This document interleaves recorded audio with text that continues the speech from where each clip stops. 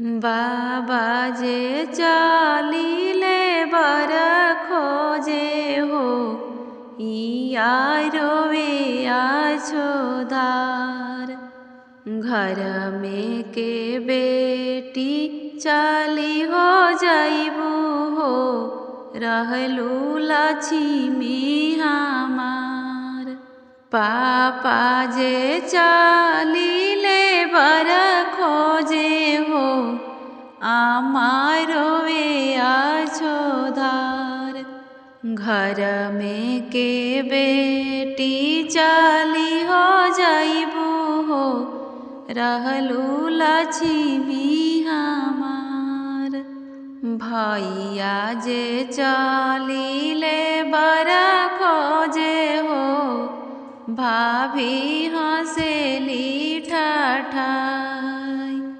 घर में के ननद चाली हो जाइबू हो रहलू बैरी हमार।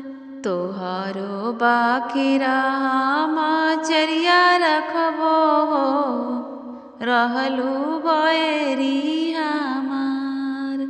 तोहरा कपड़ावा के पोतन बनैबो हो लिपबो आंगन से दुआर। मामा जे चालीले बर खोजे हो मामी रोवे आछो धार। घर में के बेटी चाली हो जाइबू हो रहलू लक्ष्मी हमार। रहलू लक्ष्मी हमार।